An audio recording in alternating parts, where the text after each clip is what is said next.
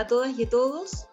Ahí pueden ver en nuestra presentación de hoy un invitado incógnito, iba a decir, pero justo llega nuestro invitado.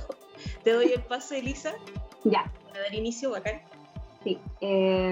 Bueno, bienvenidos todos y todas a esta tercera versión de nuestro programa que estamos impulsando con el Departamento de Educación del Comunal Valparaíso, del Colegio de Profesores, llamado Hablemos de Educación. El día de hoy tenemos como invitado a Rodrigo Cornejo, que va a estar conversando con nosotras, que somos Jimena, profesora de Historia, también es parte del Departamento de Educación, ¿cierto? Y conmigo, que soy Elisa, profesora de Física. Ambas llevamos un tiempo trabajando en esto y aquí estamos tratando de impulsar este espacio de conversación y reflexión que siempre es muy necesario, pero especialmente en estos momentos en que hay tan pocas claridades, y poder conversar y traer visiones de personas que tienen mucha experiencia, como nuestro invitado de hoy, muchos conocimientos, va a ser muy enriquecedor. Entonces, sin más, les cuento que Rodrigo Cornejo, nuestro invitado de hoy, es doctor en Psicología de la Universidad de Chile. Él es investigador del Observatorio Chileno de Políticas Educativas. También es coordinador para Chile de la red Estrado, la red latinoamericana de estudios de trabajo docente. Y Rodrigo tiene muchísima experiencia en hacer investigaciones respecto a temas que tienen que ver con el trabajo docente, políticas educativas, movimientos sociales. Por lo tanto, todo lo que él traiga hoy pues, es extremadamente relevante para las conversaciones que queremos tener, ¿cierto? En particular, la versión del día de hoy la queremos orientar hacia el sistema de financiamiento, como ya habíamos adelantado en nuestras redes sociales, incluso en el programa anterior, para los que estuvieron sintonizados. Por lo que quisiéramos partir contando que, bueno, nosotros desde el Departamento de Educación ya tenemos bastantes conocimientos del trabajo de Rodrigo, hemos leído su trabajo, hemos interactuado con él, ya lo habíamos invitado el año pasado y en distintas instancias a conversar con nosotros, en el comunal, en el liceo, incluso en el INSUCO. Y tenemos una cita que nosotras por ahí nos quedó dando vueltas y que creemos que es súper importante. La cita textual no la tengo aquí, ¿ya? Pero que en el fondo tiene la idea de que en Chile no tenemos educación pública, ¿sí? Entonces queríamos partir desde esta aseveración, que a nuestro entender, Rodrigo, tú estás de acuerdo con esta aseveración, y queríamos saber un poco si nos puedes elaborar ahí en esta idea de por qué tú planteas que no tenemos educación pública en Chile, ¿cierto? Y con eso, si tú nos puedes contar un poco más al respecto, o si quieres agregar algo más también a la presentación, si algo se me quedó en el tintero, bienvenido sea. Bueno, muchas gracias. De la presentación, no, nada, solo decir que no sé si soy coordinador ahora de la red de Estrado, ¿no? Porque justo estamos en un proceso como de eso, para que nadie se sienta. Soy parte de la red de Estrado, sí. Bueno, muchas gracias por la invitación, siempre un agrado poder juntarse, a pesar de todo, de las dificultades de conexión, de cansancio que compartíamos antes de empezar, que estamos todos más sobreexigidos, todos y todas, pero hay que seguir luchando igual. Hay que seguir formándonos igual. También felicitar el trabajo del Departamento de Educación, del Comunal de Valparaíso, de lo que han hecho en el INSUCO, porque yo creo que lo que ustedes están haciendo es fundamental hoy día, que es nutrirnos de argumentos y de ideas que nos den fuerza para poder cambiar el modelo, que es lo que ya a todas luces está claro que es lo que hay que hacer. Ya este modelo no resiste más ajustes ni más parches, ya fracasó. Y a partir de ahí me agarro a lo que tú decías. Sí, yo creo que es una afirmación dura decir que en Chile no hay educación pública. Tal vez lo que uno podría decir, porque en realidad nadie puede negar que hay liceos municipalizados o en servicios locales, digamos, o escuelas. Yo trabajo en una universidad que pretende ser pública. O sea, el esfuerzo está. Yo creo que lo que sí se puede decir con claridad es que en Chile 40 años de políticas de mercado, de competencia, de priorización, desarticularon el sistema de educación pública, rompieron el sistema. Entonces, para ser más preciso, yo diría que lo que sí se puede decir es que en Chile no existe sistema de educación pública. ¿Mm? Y eso es complicado, eso es terrible. Es distinto decir que el sistema está con problemas, el sistema está empequeñecido. No, esto es más grave que eso. Esto es decir que un sistema nacional articulado, como el que tienen todos los países capitalistas, no estoy hablando ni de Corea del Norte ni de cosas así, un sistema público articulado en el cual la mayoría de los estudiantes van a escuelas públicas, que esas escuelas públicas están articuladas con las universidades públicas, que están en red con los servicios públicos, con un ministerio de educación público, eso en Chile no existe. Y eso es grave. Y eso existe en Estados Unidos, existe en Inglaterra, existe en Australia, por nombrar países muy capitalistas. Eso es lo grave. Yo quisiera poner énfasis en eso, en la profundidad del daño que nos hicieron, en el fondo, ¿no? La profundidad del daño que nos hicieron. Eso no quiere decir que no haya escuelas públicas luchando, universidades públicas intentando, pero el sistema nacional, como la lógica de sistema articulado, un sistema coherente, diseñado, que se colabora entre sí, que se potencia entre sí y que marca la pauta de lo que es la educación en un país, eso lo rompieron acá en Chile. Me atrevería a decir que junto con Haití son los únicos dos países en América Latina en que lo hicieron. Después de dicho eso, uno puede ir a algunas cifras que te dan como alguna referencia. Por ejemplo, el que hoy día tengamos apenas a un 33% de estudiantes en escuelas públicas, que es ya un dato único en el mundo. Cuando uno le toca compartir con colegas de otros países capitalistas, no lo pueden creer, ¿sí? Para dar un puro ejemplo, Finlandia, que tanto se habla, país capitalista, por cierto, el 100% de la escuela son públicas, estatales. Estados Unidos, un país totalmente pro mercado, negocio, privatización. En Estados Unidos el 94%, 93% de las escuelas son públicas, ¿sí? Estatales públicas. Entonces, esa es la magnitud del problema. Pero insisto, no me quiero quedar solo en cifras, porque podríamos decir cifras y uno queda con la idea de que en realidad el sistema público está empequeñecido. No, no es solo eso. Los poderosos de este país se ensañaron con el sistema de educación pública y lo destruyeron, entre otras cosas porque saben que un neoliberalismo brutal como el que ellos quieren imponer es imposible con un sistema público de educación. Un sistema público de educación siempre les va a hacer ruido, siempre va a generar estudiantes críticos, docentes que luchan por sus derechos.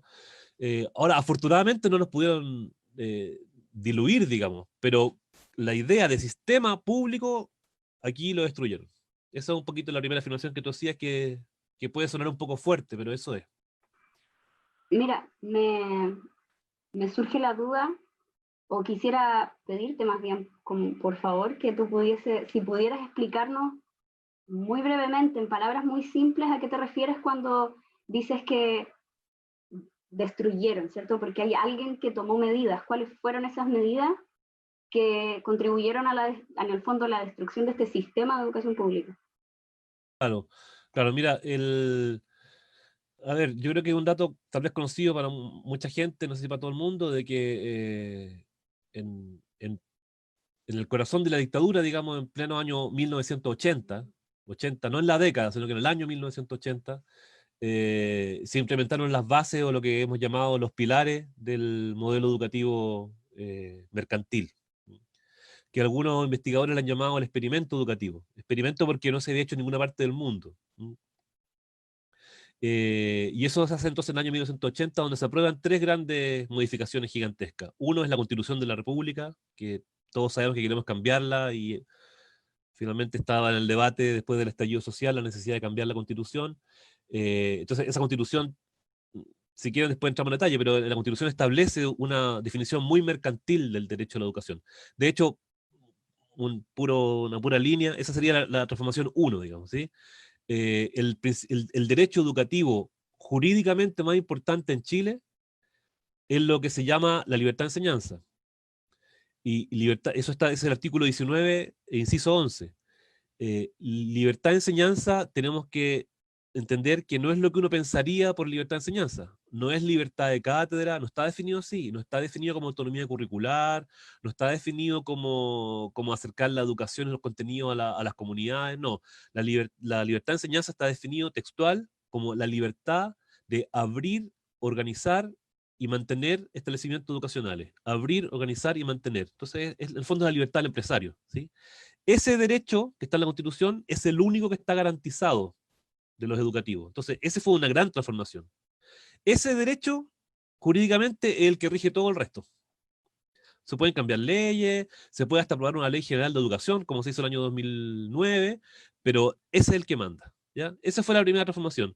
La segunda, también en el año 1980, en plena dictadura, cuando no había posibilidad de diálogo, había mucha represión, no había posibilidad de debate, la segunda gran transformación fue la instauración de los sostenedores, que en el caso de la educación pública nosotros la conocemos coloquialmente como la municipalización. Pero no es solo la municipalización, sino que se inventa una figura que es el sostenedor. Es una figura jurídica que no existía antes en Chile y que me da la impresión de que no existe en ningún país del mundo, ¿sí?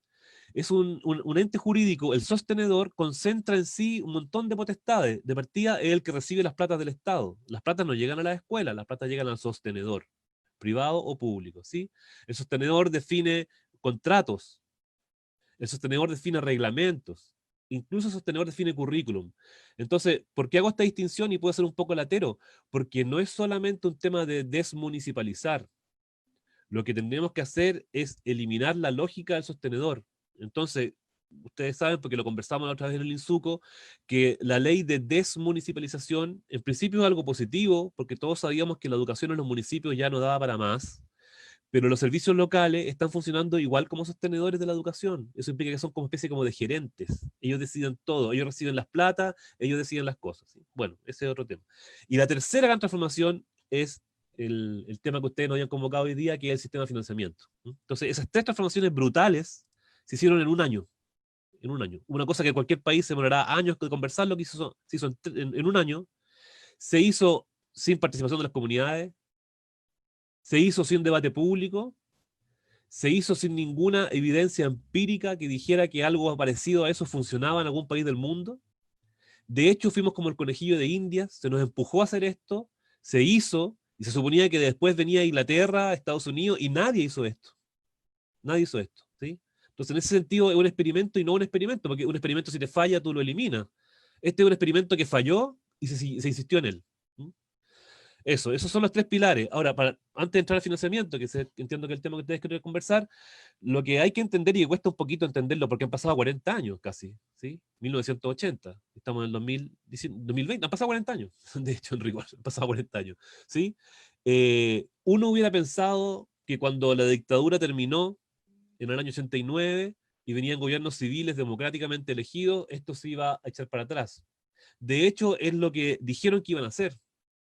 Y lo han dicho varias veces. Lo dijeron cuando salió elegido Patricio Elwin en 1989, lo dijo el presidente Frey, lo dijo el presidente Lago, lo dijo Michelle Bachelet, casi todos lo han dicho. El tema es que en estos años de gobiernos civiles el modelo se ha profundizado y se ha complejizado. No ha ido en retirada. Entonces hay un segundo momento de instalación, que eso es un tema de debate, pero hay que estudiarlo. Hay un segundo momento de instalación que es después del movimiento social de los pingüinos del año 2006, ¿sí? El Estado responde, y responde de una manera, voy a decirlo sin tapujo, de manera cínica y mentirosa, y el gobierno en la época nos dijo, ya hemos escuchado a los estudiantes, hemos escuchado a los docentes que vienen reclamando hace años, entonces vamos a desmercantilizar y vamos a fortalecer la educación pública. Y nos respondieron con una batería de leyes, que son, las nombro nomás, no quiero aburrir a la gente, son la ley CEP, la subvención escolar preferencial, la Ley General de Educación, la Ley Lavín y el Sistema Nacional de Aseguramiento de la Calidad de la Educación, que a su vez trae aparejado la Superintendencia, la Agencia de Calidad y el Consejo Nacional de Educación. Ese tinglado de leyes muy complejas, que además todas se articulan entre sí, nosotros decimos que es el segundo piso del modelo neoliberal. Entonces, cuando tú me dices, ¿quién destruyó la educación pública? Quien puso la bomba inicial, el bombazo inicial fue la dictadura, ¿sí? Fue la dictadura y los sectores más neoliberales de la dictadura, ¿sí? Porque incluso había sectores que estaban por mantener la educación pública, ¿sí?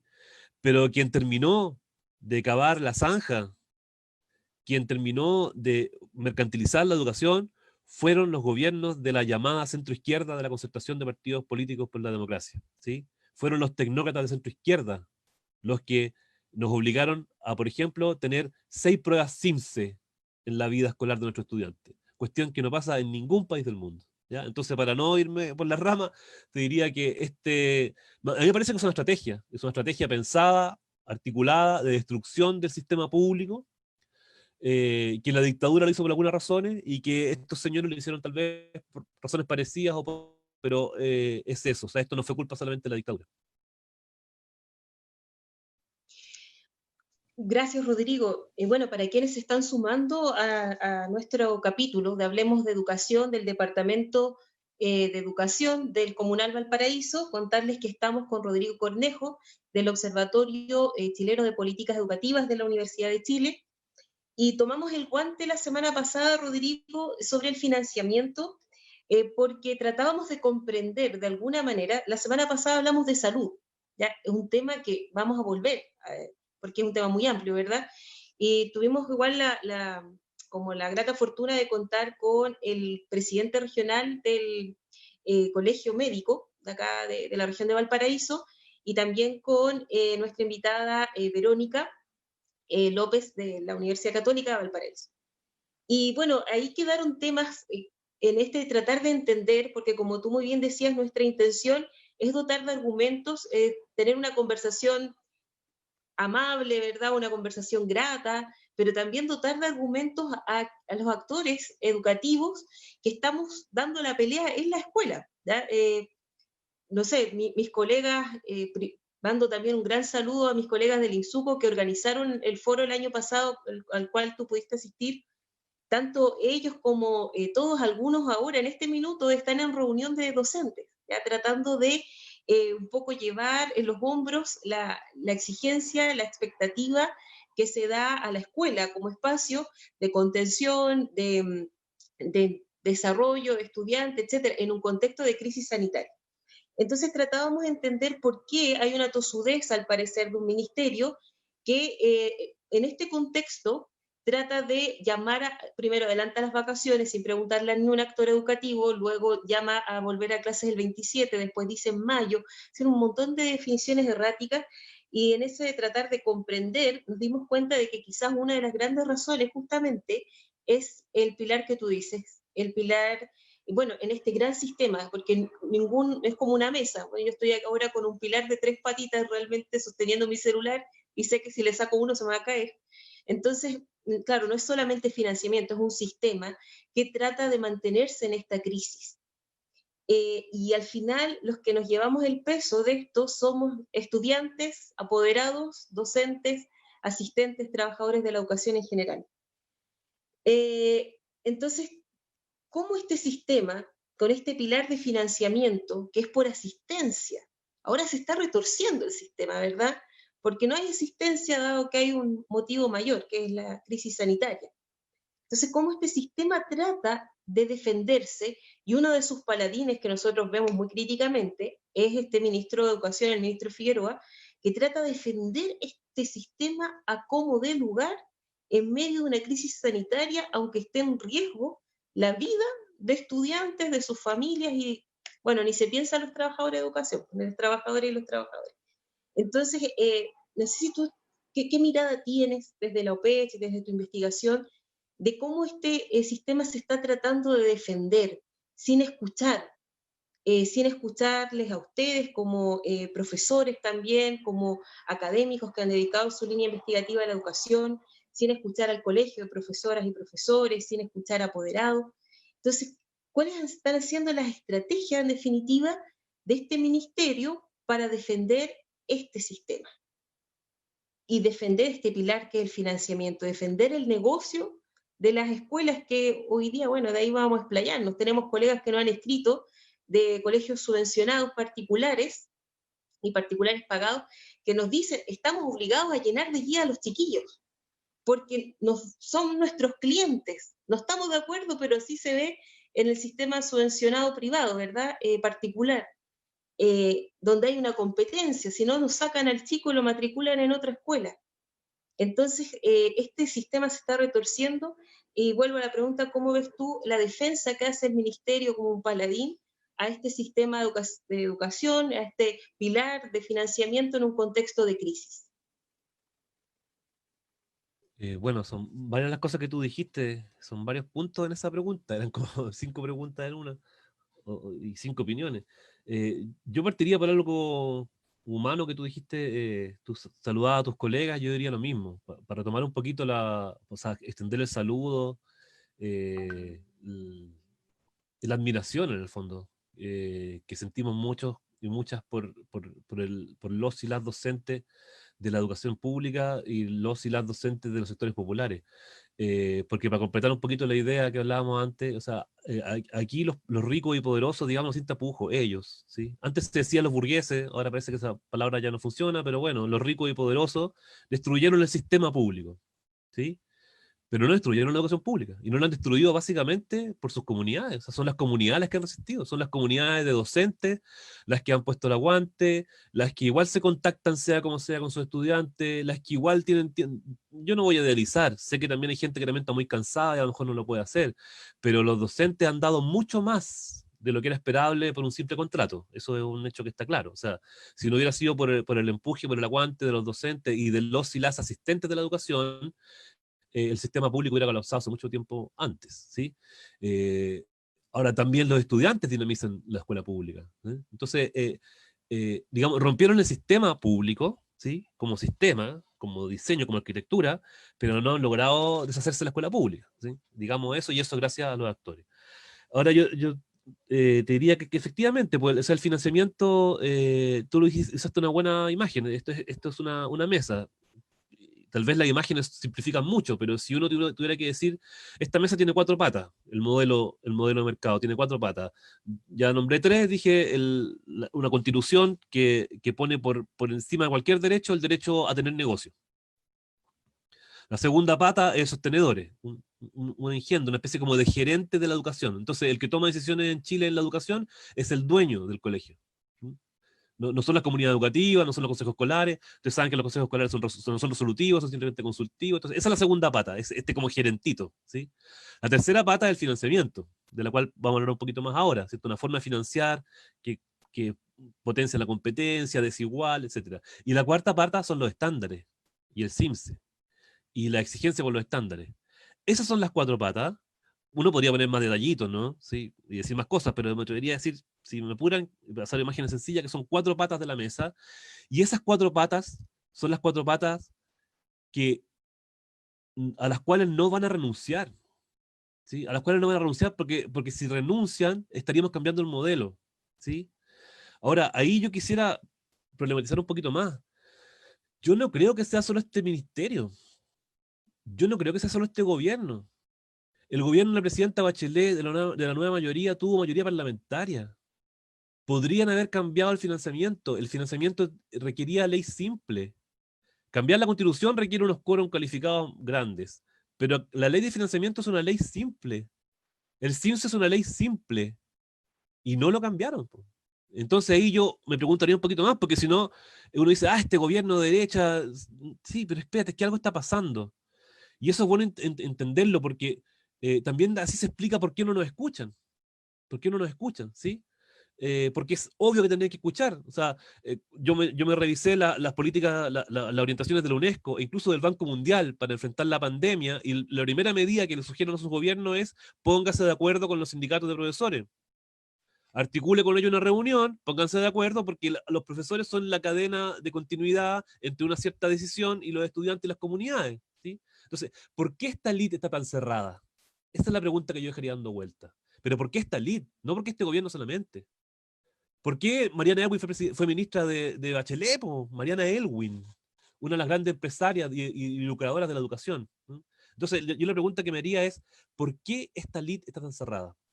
¿Por qué esta elite no escucha a los actores educativos, que ya tienen muchas propuestas, hay muchas propuestas construidas? ¿Por qué no escucha a la ciencia y no escucha a los investigadores e investigadoras? Y voy a decir algo más, que puede sonar medio duro. ¿Por qué ni siquiera escucha las orientaciones del Banco Mundial y de la OCDE? La misma Organización para la Cooperación y el Desarrollo Económico, la OCDE, dijo que en Chile se habían extremado las políticas de mercado en educación, en salud y en pensiones, ¿sí?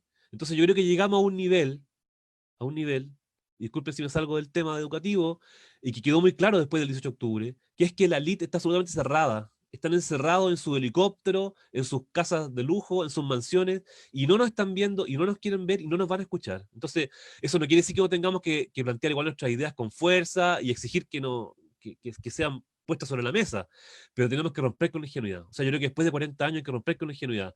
Si no nos escuchan, no es porque no haya propuestas, porque sí la hay. Si no nos escuchan, no es porque no hemos sido capaces de decir las cosas, porque sí la hemos dicho. Si no nos escuchan, es porque para la pequeña minoría, que es un 0,0001% del país, que se beneficia de este modelo, para esa pequeñísima minoría, el modelo de mercado educativo es fundamental, es un eje central. Entonces, no la van a cambiar por las buenas. Aquí ya no hay ni una posibilidad. Yo creo que el último intento fue el de Bachelet 2. Ese fue el último intento. Por las buenas no la van a cambiar. No van a cambiar una ley con un parchecito de la ley, no sirve de nada en este momento. ¿Sí? Entonces yo diría eso para ampliar un poquito, ¿sí? Porque no es solamente Figueroa, que claramente Figueroa es un tipo que no sabe educación, eso lo tenemos claro, lo sabíamos de antes. ¿Sí? Pero José Pablo Orellano, el primer ministro de Elwin, ¿sabía educación? O sea, es una constante en estos gobiernos. ¿Sí? Entonces yo creo que, teniendo eso claro, que es un poco duro, ¿no? Porque vos decís, chuta, en realidad estos tipos no están ni ahí con nosotros. Pero yo creo que después de octubre quedó claro que no están ni ahí con nosotros. Piensa en las leyes que han aprobado en este tiempo de pandemia. La ley de protección al empleo es una ley de protección al empleador. ¿Sí? Bueno, eso yo creo que la gente lo sabe y lo ve. Y yo creo que es bueno que lo tengamos cada vez más claro. Ahora, en ese contexto, la respuesta que da el Ministerio de Educación, en el fondo es la única respuesta que podía dar. Nosotros lo escribimos en una columna que salió en la Radio Universidad de Chile con Eduardo González, dirigente del Colegio de Profesores, y decía, la columna creo que decía algo así como la respuesta del ministerio frente a la emergencia, una respuesta pública, entre preguntas, y en el fondo lo que uno puede decir es que el Ministerio de Educación no respondió frente a la crisis como un Ministerio de Educación pública. Respondió pensando en sus intereses. Cuando digo sus intereses, me refiero a sus intereses porque estas personas tienen intereses en los colegios privados, las universidades privadas, en ellos están pensando. O sea, esta idea, por ejemplo, de cómo es aprender sin parar, que dice el ministerio, colocaron unos materiales en la página web, y entonces aprender sin parar, no aprendamos un minuto, esa es una respuesta que solo es pensable que funcionaría más o menos, para el 5% de la población, con suerte. El 5% de la población que tiene computador personal cada miembro de la familia, que tiene conectividad y que tiene tiempo libre porque seguramente tienen nanas puertas adentro que le hacen el aseo en las casas y tienen totalmente... Pero a nivel mundial está clarísimo que querer seguir con el mismo ritmo de aprendizaje en condiciones de teletrabajo o de educación a distancia solamente funciona con el 3, 4, 5% de la población. Entonces el ministerio respondió diciéndonos que su respuesta era esta, y hagamos la rapidita y adelantamos las vacaciones y a la vuelta volvemos. Obviamente después la realidad se impuso, pero esa primera respuesta del gobierno es una respuesta para el 5% de la población. ¿Sí? Y lo que yo estoy diciendo aquí, que puede sonar un poco, no sé si muy duro, es que no tienen otra posibilidad. No tienen otra forma porque no nos ven, no nos entienden, no saben cómo es una sala de clase, no entienden. ¿Sí? Entonces, la única posibilidad de ellos era dar una respuesta para el 5%. Ahora, ¿eso quiere decir que tengamos que olvidarnos del debate? No, al revés, hay que fortalecer el debate, pero entender que ellos están muy perdidos y que no nos dé vergüenza, digamos, no nos aminoremos. Cualquier docente que nos está escuchando sabe más de educación que el ministro, eso se lo digo como así, afirmación tajante. Entonces yo creo que la respuesta fue justamente esa, la respuesta fue ridícula. Mira, no sé si quieren ahondar un poquito más en la respuesta. Para hacer esa columna con el Eduardo, nos leímos algunos documentos internacionales. Incluso leímos documentos internacionales, de recomendaciones internacionales, de organismos que no eran de nuestro agrado. O sea, leímos un documento del Banco Mundial, leímos una orientación de la UNESCO, leímos unos documentos comparativos de la Universidad de Stanford, que hicieron una comparación de qué estaban haciendo los países. Y como te digo, todos concordaban en 2 o 3 cosas. Primero, la primera respuesta tiene que ser clarísima, tiene que ser acordada con los sindicatos y con las comunidades, porque si no, no hay claridad. Segundo, no hay ni una posibilidad de hacer clases por internet. La única herramienta que está en todas las casas de los países son las televisiones. Entonces hay que aplicar, si tú quieres aplicar educación a distancia, tienes que construir canales educativos, pero canales educativos no es lo que tenemos en Chile, porque lo que hicieron ahora fue que le compraron franquicias a programas de televisión antiguos para niños y los pusieron todas en un canal a repetirse. No, pues. Canal educativo, lo ponemos en la columna, es lo que tiene Cuba. Canal educativo es lo que tiene Finlandia, es lo que tiene Estonia. ¿Sí? ¿Qué es lo que tienen ellos? Tienen una preparación de material, después se hace un periodo de adaptación que se llama curatoría de material, ¿sí? Porque tú puedes tener un buen material, un buen PowerPoint, pero no te sirve por televisión, entonces se pasa, se traspasa, y después se organizan las clases día a día, ¿sí? Y eso se apoya con libros de clase que tienen cada estudiante. Esa es la televisión educativa. Uno podría decir, es simple. Sí, po, es simple. Se podía haber hecho en los años 80, se podría hecho en los años 80. Bueno, y este modelo tan sofisticado no lo puede hacer, po. No lo puede hacer. No lo puede hacer porque no pueden imponer un canal de televisión educativo. No pueden. Tienen que cobrar, tienen que pagarle a Anatel, a Canal 13, a Canal 7. No pueden producir derecho educativo porque sería estatizar. No, tenemos que en el fondo tomar las cosas que ya hay, ¿sí? Pero eso es lo que hacen estos países que le ha ido bien. Es que todos los días, lunes, martes, miércoles, jueves, viernes, hay un horario fijo que se repite en la tarde en que un equipo docente centralizado, ¿sí? Dice ya, química de segundo básico, esto. Y la persona en las casas prenden la tele, abren su libro gratuito que lo tienen y que está en juego, y ahí estudian. Esa es la única política que hoy día ha funcionado en el mundo para hacer educación a distancia. Todo lo otro solamente funciona para una elite muy pequeña. Entonces respondieron así, pues. Esa fue la respuesta que dieron.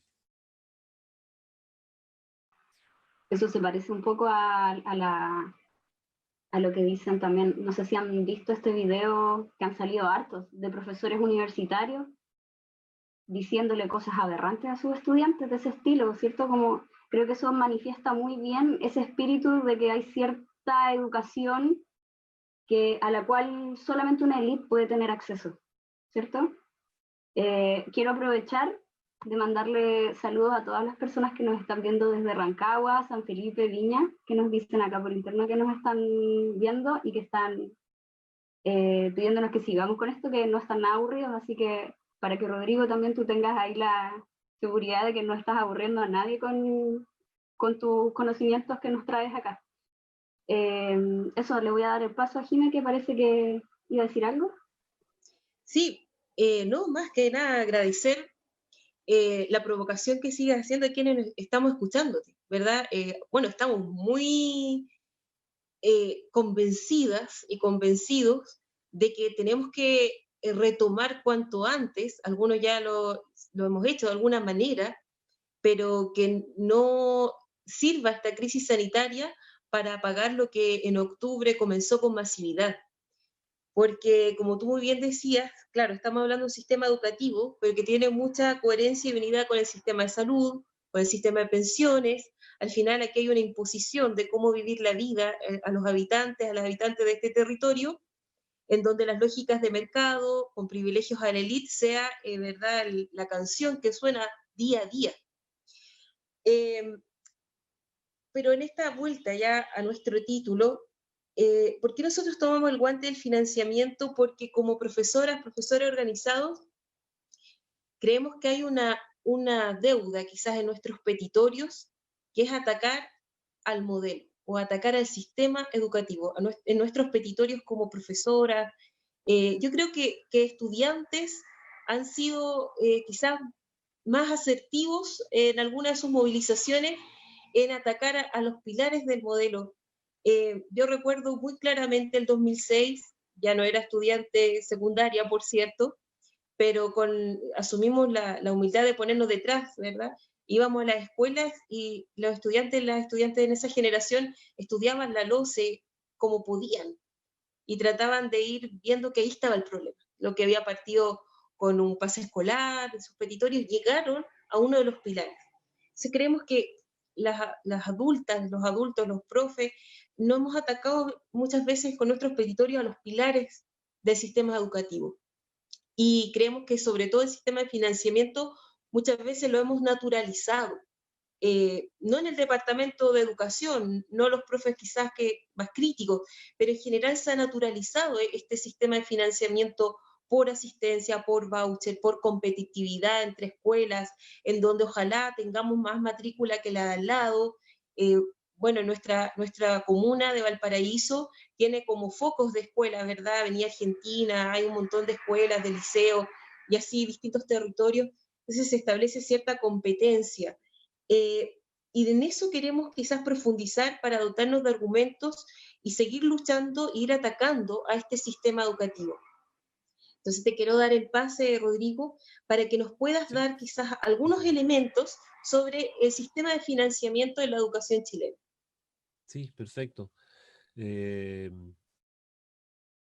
Yo concuerdo con lo que tú dices, a veces nos falta a todos, no solamente a los docentes de escuela, también a los docentes universitarios. Nos suele faltar como, tal vez somos medio timoratos, decimos en realidad, pucha, yo no soy experto, pero yo creo que es una cosa que hay que sacudirse la cabeza. O sea, miren los expertos que, en manos de quién estamos hoy día. O sea, yo insisto que cualquier persona que tenga la experiencia de estar en la escuela tiene más cosas que decir que estos famosos expertos que nunca han pisado la escuela y que están pensando en el 5%. Y también tiene razón en que los estudiantes han sido tal vez más radicales al respecto y han querido ir siempre al meollo. Ahora, la demanda de financiamiento en general ha costado ponerla. Tal vez porque uno le tiene miedo a las matemáticas y a la economía y a los números. Tal vez es la que siempre ha costado más, porque de repente la idea de desmunicipalizar, que yo insisto que más bien debería ser terminar con los sostenedores, ha estado siempre presente. La idea de que la constitución está mala también, ¿sí? Incluso el CIMSE también. Pero el financiamiento como que cuesta agarrarlo. ¿Sí? Tal vez hay palabras, incluso el voucher. Chuta, ¿qué diablo es el voucher? ¿No? Bueno, entonces decir dos o tres cositas, a ver si... porque igual se puede decir en sencillo, ¿no? Yo creo. ¿No? Si yo no puedo hacerlo es por culpa mía, no es porque no se puede decir. Si se puede decir en sencillo. Yo lo primero que diría para animar a la gente a que le pierda el miedo a esto es a que el sistema de financiamiento que tenemos aquí en Chile es prácticamente único en el mundo. Me atrevo a decir que es único en el mundo. Entonces, para que único en el sentido negativo, digo, ¿no? Entonces, para que entendamos que cada vez que porque el poder, ¿cómo responde el Mercurio a tercera? Dicen, es que todo el mundo hace esto. Bueno, y yo me di cuenta, nos hemos dado cuenta que cuando dicen eso están mintiendo, porque el país raro en el mundo es Chile. No es raro el colegio de profes que pida estabilidad laboral, eso no es raro. Estabilidad laboral tienen los profesores franceses, ingleses, daneses.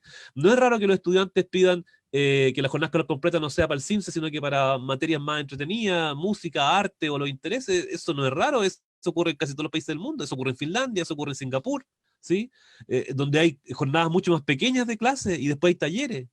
Entonces, cuando nos dicen, no, es que eso no tiene consistencia, eso no se hace, nos están mintiendo abiertamente.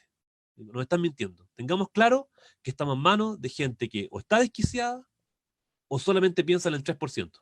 ¿Sí? Entonces, cuando nos dicen que no se puede cambiar el financiamiento porque no se puede, porque es muy difícil, mentira.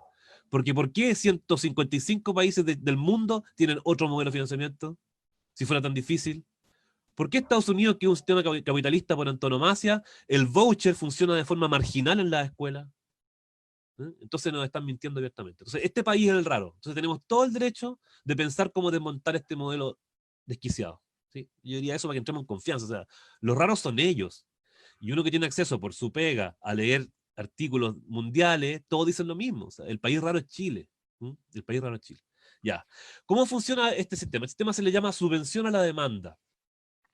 Y la palabra que se usa a veces es voucher. Un voucher es una subvención, como un cheque que se puede en teoría como ir moviendo. Esto es versus un financiamiento fijo. Entonces, como está todas las cuatro patas de la mesa muy articulada, esto funciona así. Es el Estado le da una cantidad de plata que se llama unidad de subvención escolar, le da una cantidad de subvención escolar, no a las escuelas, no a las comunidades, ni tampoco a las familias, que ese sería como el voucher más técnico, ¿sí? Por eso alguna gente dice que esto no es voucher. No se le da a ninguno de ellos. ¿A quién se le da? Al sostenedor. El sostenedor es el que recibe las lucas. ¿Sí? Ya. Ahora, como tú bien decías, no recibe las lucas de manera fija, sino que las recibe en función de la cantidad de matrícula que tienen, la cantidad de estudiantes de cada escuela y en función de la asistencia de los últimos 3 meses. Entonces, eso obviamente generó un descalabro gigante ahora, porque como no estamos pudiendo ir a la escuela, ¿cómo se sacan la asistencia? ¿Sí? Y entonces tenemos un montón de padres, madres y apoderados en escuelas particulares subvencionadas que siguen cobrando, que son cada vez menos, pero todavía hay, y sobre todo en escuelas privadas que dicen, pero ¿cómo vos? Si tú me decías que el financiamiento está asociado a la asistencia y mi hijo no va a clase, ¿qué me estás cobrando? Entonces se le generó un descalabro gigantesco, pero ese es el problema de ellos, que lo arreglen ellos, ellos lo inventaron. Lo que nos importa a nosotros es entender cómo funciona. Este modelo que parece muy lógico, porque uno pudiera decir, ah, claro, pues sí, porque si vienen más estudiantes yo gasto más. Y entonces sí, está bien, este modelo que no está asegurado obliga a la competencia. Entonces, de repente el sentido común básico neoliberal te dice, sí, es obvio. Bueno, déjenme insistir en la idea de que no es nada de obvio. Es tan poco obvio que no hay ningún país del mundo que lo haga. Hay países del mundo que dan como especie como de bonos extra, ¿sí? Bonos extra según asistencia. Entonces te ponen un poquito más. Ya, si esta escuela, que es una escuela que está en contexto de pobreza, de muchos inmigrantes, logra que sus estudiantes vayan a clase, asistencia completa, le damos un poquito más. Pero en todos los países del mundo capitalista, el financiamiento es basal. ¿Qué quiere decir basal? Que las platas a las escuelas están aseguradas. Están aseguradas por periodos, depende del país, de 3 años, de 4 años, de 5 años. Entonces el INSUCO deberá saber cuánta plata tiene de aquí al 2015. Por lo tanto, la comunidad del INSUCO puede empezar a pensar. En muchos países funciona así la cosa. Las inversiones y los gastos no son potestad del sostenedor, son las comunidades las que van decidiendo. Nos conviene mejor techar el patio, o nos conviene mejor comprar más data, ¿sí? Pero eso tú lo puedes hacer cuando tú sabes que tiene un presupuesto estable. Es como una familia tiene que saber cuánto menos cuánto va a ganar. Lamentablemente muchas familias no lo saben, ¿sí? Pero así funciona, ¿cierto? Un presupuesto. Entonces, lo raro es esto, es muy raro. ¿Por qué? Porque primero, no es verdad que si yo tengo 30 estudiantes, gasto 30 lucas, y si tengo 50 estudiantes, gasto 50 lucas. No, no es verdad, pues, porque el gasto es por aula. ¿Se entiende? Entonces, si yo tengo un aula con 20 estudiantes, voy a gastar casi lo mismo que si tengo un aula con 40. ¿Se entiende? Entonces, esta lógica de que más estudiantes, y te doy uno más por más estudiantes, es una locura, ¿sí? Ya. Este sistema, además, bueno, de partida ha generado que no hay posibilidad de estabilizar en el tiempo. Las escuelas nunca saben cuánto dinero van a tener, sobre todo las escuelas públicas, las más pobres, las que tienen menos matrícula, nunca saben cuánto van a tener. Tienen que cada fin de año o en cada PADEM, en octubre o noviembre, ver dónde recorto porque tengo menos plata, ¿sí? Entonces no hay ninguna posibilidad de proyectarse. Este sistema, además, hace algo muy raro, ¿sí? Muy raro, que nosotros estamos acostumbrados a este país, pero que es muy raro en el mundo, que es lo que se llama igualdad de trato, ¿sí? Que es que el Estado le da al sostenedor público 10.000, y por constitución de la República tiene que darle 10 al privado. ¿Sí? Eso se llama igualdad de trato. Uno a esta altura piensa, ya está acostumbrado en Chile. Pero obvio, pues en realidad yo igual voy a la escuela, sea pública o sea privada. Pero los países capitalistas no funcionan así, po. No funciona así, aunque ustedes no lo crean, ¿ya? O sea, el Ministerio de Educación inglés no le da 100 o 1.000 libras a las escuelas públicas, y además está obligado a darle 1.000 libras a las escuelas privadas. No, ¿a dónde la vieron? El sistema educativo francés no le da 100.000 francos a la universidad pública, entonces por obligación tiene que darle 100.000 francos a la universidad privada. No, no es así, jamás. Los estados financian las instituciones públicas en el mundo capitalista aún. Chile es el raro, ¿sí?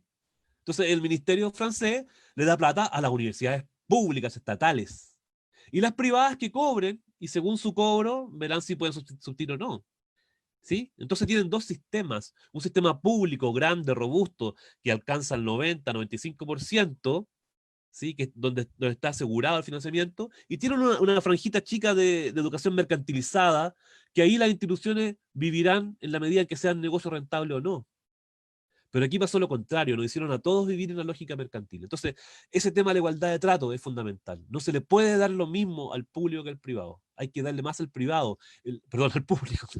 El público tiene más responsabilidad, tiene más obligaciones, tiene que atender a todo el mundo. Los privados pueden darse el lujo de echar a un estudiante, de decir, no tengo aquí para atenderte, ándate a otra escuela, pero ¿a dónde terminan llegando? A las escuelas públicas, tienen que llegar a las escuelas públicas, ¿sí? Entonces, esa es una primera idea muy rara aquí en Chile, que es la igualdad del trato, ¿sí? La igualdad del trato. Segundo, esta idea de competir por la subvención ha sido accionalmente muy nefasta, porque justamente ha redundado en una competencia desquiciada. En los hechos, es un incentivo a que haya muchos estudiantes por sala, po. ¿Sí? Es obvio, ¿no? Si yo soy dueño de un colegio y a mí me va a llegar X cantidad de plata según la cantidad de estudiantes, yo prefiero tener 45 en la sala que 35. porque con 45 me van a llegar 45 unidades de subvención y con 35 van a llegar 35 unidades de subvención. No hay que ser ingeniero comercial para saber que me conviene más 45. Entonces, fomenta que haya muchos estudiantes por sala. Fomenta la competencia y fomenta el hecho de que a esta escuela de acá, que está a 3 cuadras de esta otra, a 3 cuadras, un sistema nacional articulado, estatal, público, lo que permite es que estas se colaboren, pues, se hagan traspasos. En muchos países, aquí suena como una cosa totalmente ridícula, pero en la mayoría de los países, un profesor de matemática de esta escuela pública, que está a 5 cuadras de esta otra, si él es reconocido, puede ir a ayudar a otra escuela, puede ir a colaborarle. Y al revés, si en esta escuela, chuta, justo se enfermaron los 3 profes de lenguaje, esta escuela de acá al lado puede ir a echar una manito. La colaboración es básica. Bueno, el sistema de financiamiento impide la colaboración, la impide, y lo que obliga es a competir. Porque yo, para poder tener recursos, para poder pagar los salarios, para poder reponer las pizarras, para poder mantener el funcionamiento de la escuela, necesito tener más matrícula. Y como la matrícula se mueve por competencia, y necesito que el colegio de al lado le vaya mal. Ojalá que le vaya pésimo. Si el colegio de al lado le va mal, van a caer más estudiantes. Entonces es una lógica desquiciada. Ahora, es muy coherente con cómo los neoliberales ven el mundo. Para ellos el mundo es competir, el mundo es sacarse los ojos, el mundo es una competencia brutal, pero nosotros sabemos que el mundo no es así, pues, y sabemos que la educación no es así. Entonces, esos son los grandes problemas que tiene el voucher. No asegura estabilidad presupuestaria, termina perjudicando a los más pobres, fomenta una competencia, fomenta más cantidad de estudiantes por sala, y finalmente la competencia es muy desigual, pues, porque entre el año 80 y el año 2015, vale decir, durante 35 años, ¿por qué digo el 2015? Porque el 2015 se aprobó una ley, que fue la ley del copago, la ley de inclusión que se llamó, que es una ley muy enredada, pero entre otras cosas esa ley establece la prohibición de cobrarle a la familia, ¿no? Entonces, pero entre el año 1980 y el año 2015, los sostenedores privados podían recibir lo que le daba el Estado y además cobrarle a la familia. Entonces era una competencia desigual, pues, porque recibían 60.000 pesos por estudiante y además le cobraban a la familia 60.000 pesos. En cambio, las escuelas municipales, algunas podían intentar hacerlo, en la enseñanza media se podía hacer, pero los cobros de las escuelas municipales eran irrisorios, eran 500 pesos, 1.000 pesos. ¿Se entiende? Entonces, más encima estuvimos 35 años, y en realidad más porque la ley está recién implementándose y se va a demorar en implementarse. Tuvimos 40 años con una competencia absolutamente desigual, porque las escuelas públicas funcionaban con 50 y las escuelas privadas funcionaban con 50, más los 50, 60, 70 que le cobraban a la familia. Entonces estaban funcionando en Chile, se da la paradoja de que las escuelas privadas tenían el doble de gasto por alumno que las escuelas públicas. El sistema es muy desquiciado. ¿Sí? Cada vez que me toca a mí ir a un evento internacional, o por internet, conversar con colegas, me demoro por lo menos una hora en explicarles cómo funciona el modelo, porque no me lo creen. Porque de verdad que es increíble. ¿Sí? Entonces, claro, ahora se aprobó que ya no se le cobra más a la familia, pero después de que el mercado ya hizo peble al sistema público, como sistema por lo menos, ¿no? Así funciona el sistema de financiamiento. No sé si puede ser claro con cómo funciona todo el rato con la competencia, y por eso también es fundamental el CIMSE, porque el CIMSE es el indicador, entre comillas, que no es verdad, pero funciona como el indicador de la calidad del producto, ¿sí? Para las escuelas, ¿sí? Entonces, tal como uno va a comprar un yogur y le ve el sello para ver si tiene muchas calorías o no, o le ve si tiene muchos colorantes, se supone, en la lógica mercantil neoliberal, de que el apoderado va a mirar el sello de calidad de la escuela, que es su puntaje SIMS. Eso es un tema gigante que podríamos hacer otro programa de pruebas SIMS, ¿cierto? Pero muy bien sabemos que el CIMSE no refleja la calidad educativa, menos refleja la calidad de las escuelas, y que el puntaje CIMSE, al igual que el puntaje PSU, depende básicamente de los ingresos económicos de las familias, ¿sí? O sea, a los ricos siempre les va a ir bien en el CIMSE, mejor que los pobres. Entonces, es como un juego que estaba definido de antes. Por eso que, de nuevo, ningún país le da tanto peso a las pruebas como el CIMSE como Chile. Fíjense que los 4 pilares, en los 4 pilares somos únicos en el mundo. En los 4 somos únicos en el mundo. Por eso que sacar uno es como que la mesa tambalea, ¿eh? Y por eso es lo que no han querido cambiar, ¿eh? Así más o menos funciona el sistema de financiamiento.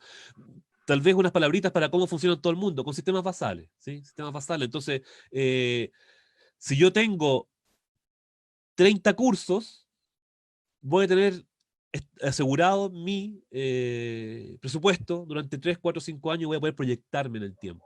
Ahora, tal vez si bajo los cursos, bueno, a lo mejor sí, pues tengo que gastar menos, o si subo los cursos tendré que gastar más, pero la unidad de gasto es el curso, es el aula, esa es la que gasta, y los espacios comunes, obviamente, ¿no? Por eso es tan raro este modelo de financiamiento, es muy extraño. Espectacular. Mira, en virtud del tiempo, quiero así ojalá lo más breve posible, si nos podías responder unas preguntas que de hecho son del público y que creo que vienen ahora calzan, pero perfecto. Y es que quizás ya empezaste a contestarlo, ¿cierto? ¿Cómo debería ser el sistema de financiamiento que necesita la educación chilena? Y además, vincular esta pregunta con cómo se debería iniciar el proceso de transformaciones en tanto el sistema de financiamiento como el modelo educativo en su totalidad. ¿Ya? Eso, te dejo con esas preguntas que yo sé que puede ser que dé para mucho, pero para que ya vayamos cerrando, porque si no nos podríamos extender muchísimo hablando de estas cosas. Sí, disculpa que me extendí mucho No, me emocioné pero demasiado. por favor, de hecho, muchas gracias por contarnos estas cosas. No. A ver si lo puedo hacer muy brevemente. ¿Cuál es la alternativa en términos técnicos de financiamiento? Es un sistema basal a la educación pública. Ahora yo le agregaría a la persona que estaba escuchando, le agregaría como en todo el mundo. O sea, ¿cuál es la alternativa a este modelo? ¿Cómo salimos de esto? Como todo el mundo. Como lo hace todo el mundo menos nosotros. ¿Sí? Que es que el Estado da un financiamiento permanente a sus instituciones, a sus jardines infantiles, a sus escuelas básicas, a sus liceos, a sus universidades, y los financia permanentemente, porque les son fundamentales para poder reconstruir la convivencia social. Entonces eso se llama sistema basal.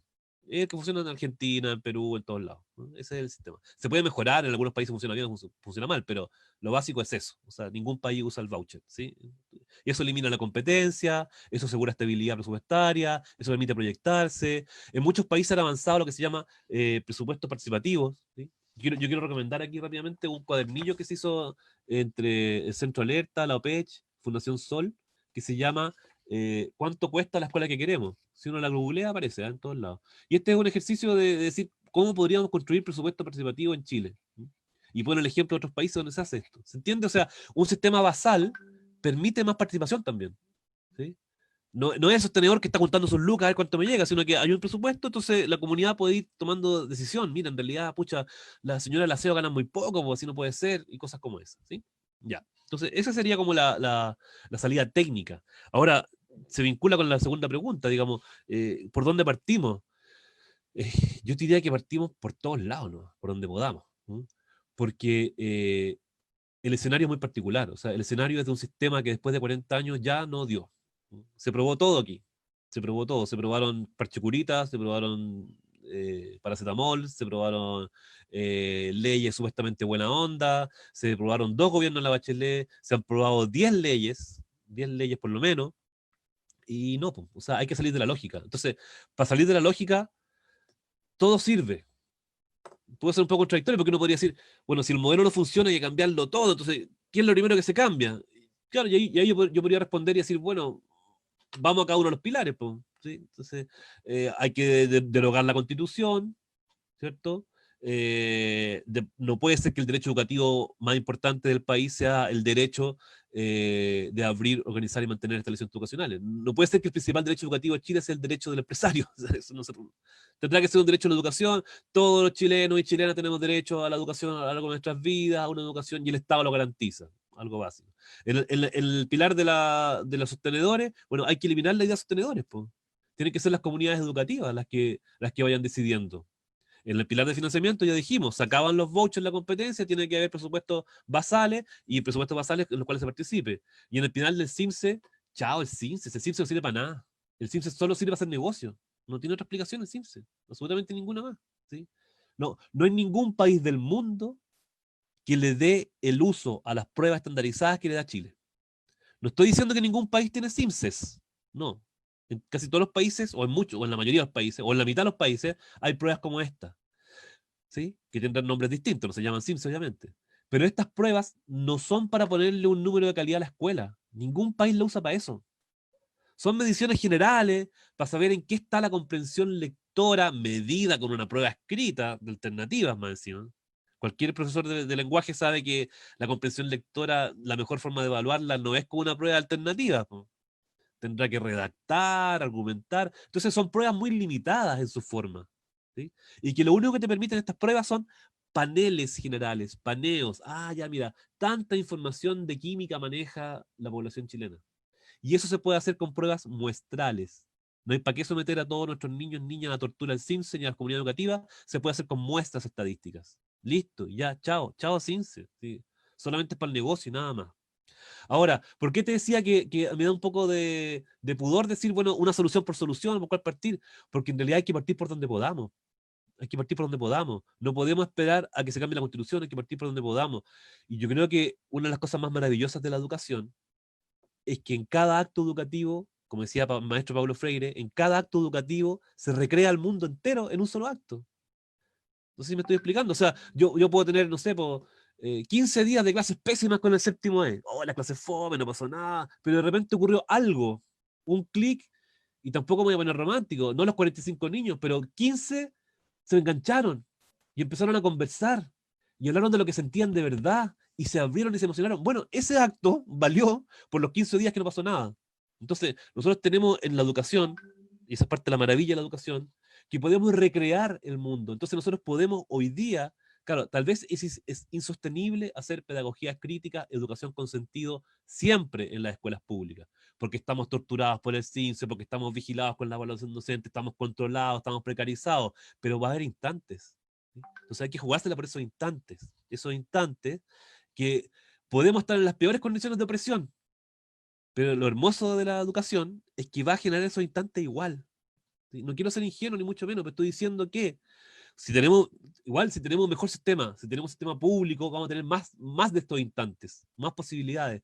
Pero incluso en las peores condiciones de presión, es posible generar estas instancias liberadoras educativas. Entonces yo creo que hay que vivir la educación que queremos de alguna medida ahora. Cosas como la que hacen ustedes, como la formación. ¿No les gustó cómo se lo formaron en las universidades? Bueno, hacemos formación y traemos gente, hacemos talleres, ¿sí? Entonces yo creo que se puede anticipar, porque además aquí hay un ejercicio, con esto termino, que es muy importante, que es que nosotros tenemos que fortalecernos como movimientos sociales para transformar el modelo, ¿cierto? Y no partimos de cero. O sea, hubo décadas de lucha en que parecía que no teníamos nada, pero teníamos. Yo creo que hay dos cosas que tenemos. Bueno, tal vez hay más, pero tenemos diagnósticos. Hoy día los diagnósticos son claros. O sea, el 2007 era la OPECH nomás la que decía que el modelo mercantil no funcionaba, ya te lo dice todo el mundo.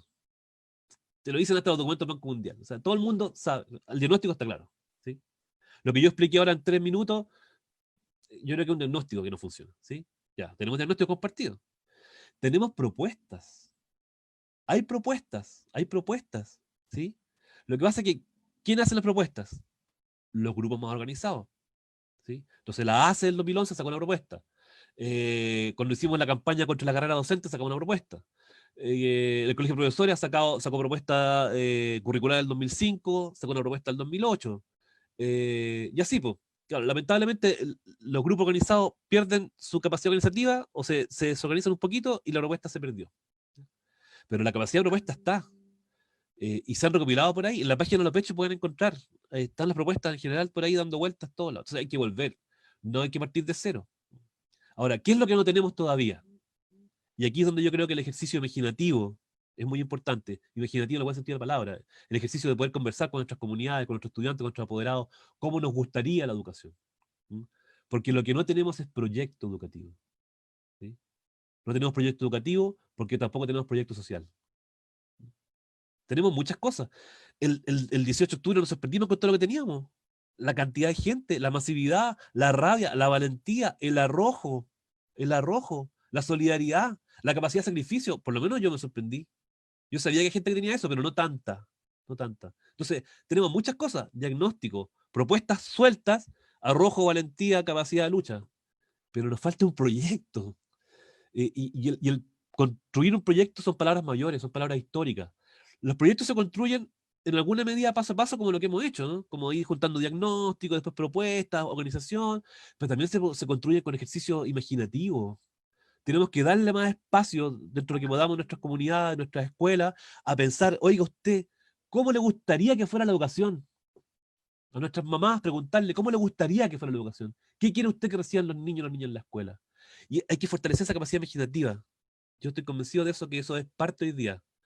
Tal vez si no tuviéramos diagnósticos, propuestas y arrojo, yo diría, oye, hay que construir diagnósticos, propuestas y arrojo. Pero tenemos, pero nos falta el proyecto. Entonces, como tengamos el proyecto, yo creo que vamos a ir avanzando mucho más rápido. Entonces, yo invito a que en cada acto educativo, cuando se pueda, sin inmolarse, si de repente somos asalariados y tenemos patrones y si no nos echan, hay que tal vez pasar la materia para el maldito Sims, ya la paso, me tengo que evaluar, me evalúo, pero cada vez que podamos le damos la vuelta a la cuestión y hablamos de lo que realmente importa, qué educación queremos. Yo creo que eso es una invitación que se puede hacer. Por eso te decía que por dónde partir, por todos lados, po. Cambiamos la constitución, sí, cambiamos el voucher, sí, saquemos sostenedores, sí, deroguemos las leyes, sí, pero hagámoslo ahora mismo también. Eso es un poquito lo que yo te podría decir. Y quiero ver que se está haciendo un poquito, pero hay que hacerlo mucho más. Sin duda, Rodrigo, nos anima. Vas como azuzando, avivando la llamita que tenemos encendida, pero que en estos contextos tan duros a veces como que tendemos bueno, entre la incertidumbre a ver cómo lo vamos a hacer ahora. Pero sí, y tenemos las ganas también. Tenemos las ganas de cambiarlo. Y bueno, con esas mismas ganas, con ese mismo, como con esa misma fuerza, queremos agradecerte este tiempo que pudiste destinar para nosotros, para nosotras. Quisimos cumplir con ser lo más provocativas en términos de la discusión, pero creemos que no es necesario como provocarte mucho porque tú eres quien provoca sin lugar a dudas a nuestros oyentes a poder seguir en esto, seguir luchando. Y bueno, en un rato más también se va a hablar de No Más FP por otro Facebook Live. Entonces son todos estos temas, ¿verdad? Desde la educación por todos lados, pero también desde todas las luchas.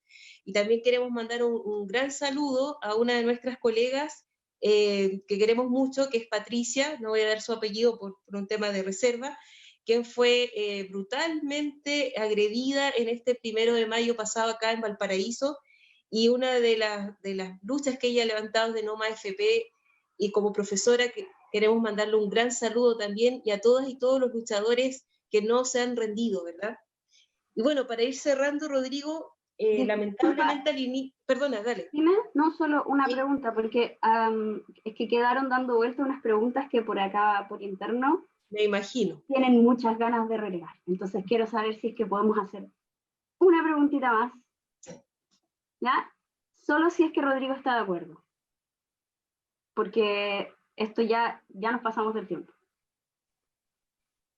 Sí, dale. Sí, no hay problema. ¿Sí? Ya, mira. Esta es una pregunta que viene del Consejo Gremial de Eduardo Lavarra.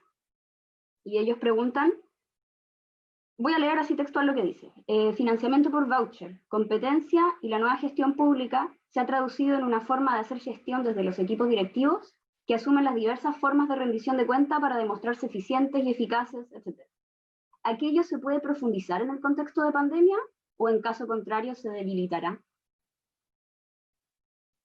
Es una muy buena pregunta. Sí, y además, ¿sí? Otra pregunta súper cortita que es si acaso basal es lo mismo que por matrícula. Esas son las dos preguntitas que se me insistió que por favor te hiciéramos. Sí, no, mira, basal es un concepto, tal como subvenciona la demanda de un concepto, porque yo decía, el único país que financia su educación con subvención a la demanda 100% es Chile, pero hay como 20 países más que ocupan un porcentaje para subvención a la demanda. Y esas subvenciones a la demanda son distintas. Entonces, son como conceptos dentro de los cuales hay varias posibilidades. Entonces, financiamiento basal tiene muchas posibilidades, pero en general no es por matrícula, o por lo menos no es año a año. No es que yo te doy 100 porque tú tienes 100 aulas y en noviembre veo cuántas aulas tienes y te bajo. No, en general tratan de apuntar a la estabilidad. Es que la estabilidad es muy importante para la educación, porque la estabilidad es fundamental para la tranquilidad y es fundamental para construir los vínculos. Y uno se educa en vínculos. Entonces, son dos o tres cosas que estaban claras en la mitad del siglo XX, pero que los neoliberales quisieron echar para atrás. Entonces, en general, el financiamiento basal no es por matrícula. O hay ajustes después por matrícula, pero en general tratan de ser constantes, a 2 o 3 años. Eso. Después se reevalúa y eventualmente, si esa escuela bajó mucho su matrícula y reduce su aula, puede bajar el aporte basal, pero en general tienden a la estabilidad. Ahora, la pregunta inicial es interesante y claro, da para mucho. Yo creo que una de las cosas que está pasando es que las dos alternativas son posibles. Las dos alternativas son posibles. Y por eso este momento es tan dramático, si se quiere, o es tan expectante para todos nosotros.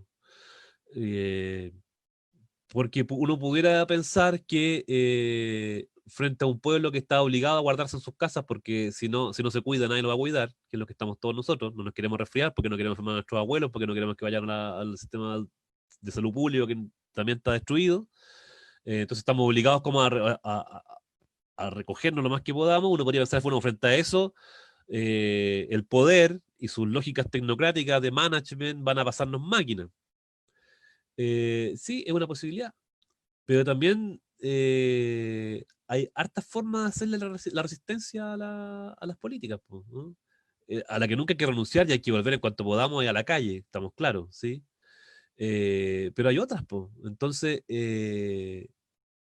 por ejemplo, yo estoy convencido de que el ministerio echó para atrás con la vuelta segura a clase por las encuestas de opinión pública. ¿Sí? O sea, no es porque le importamos un carajo a nosotros, ni nuestro hijo ni hija, ¿no? Es porque decía, las encuestas todas decían que el 80% de la gente se negaba y no iba a enviar a su hijo a clase. Entonces esa fue una resistencia pasiva, ¿no? Entonces yo creo que está el escenario abierto. Fíjate que pasa lo mismo como esta cosa de las clases a distancia. Las clases a distancia, como bien decíamos, en general no funcionan, solo funcionan para una elite nomás, y tal vez es el peor escenario que uno pudiera imaginarse, el más desigual, pero ha permitido que mucha gente se pregunte, bueno, entonces, ¿para qué tantos contenidos? ¿Mm? Y si el ministerio dice que en realidad se puede hacer un semestre en 4 meses, y en realidad ¿para qué? ¿Y para qué vamos a hacer el CIMSE? Hoy día hay mucha gente diciendo, ¿y para qué vamos a hacer el CIMSE? Se hizo hasta un documento de varias universidades que decían, oye, el CIMSE hay que suspenderlo, obvio. ¿Se entiende? O sea, este escenario de crisis, claro, mm, pilla a los poderosos frente a un pueblo recogido, ¿sí?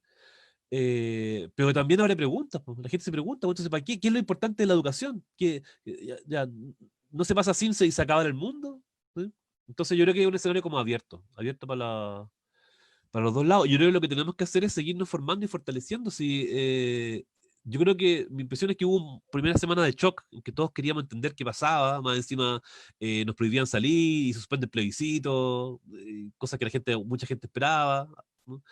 Pero después la gente uno empieza en redes sociales a ver que hay cantidad de conversatorios, tú mismo decías que había una hora de Nueva FP, entonces lo que hay que hacer es ampliarle el radio de eso. O sea, hoy día la gente está en sus casas y tiene su celular, entonces tenemos que intentar que, no sé, pues si esto lo escucharon 1000, que la otra lo escuchan 2000, y eso no es menor, eso puede ser una posibilidad. A propósito, quería dejarlo invitado a todos nuestros oyentes el día sábado 16 de mayo a las 11 de la mañana.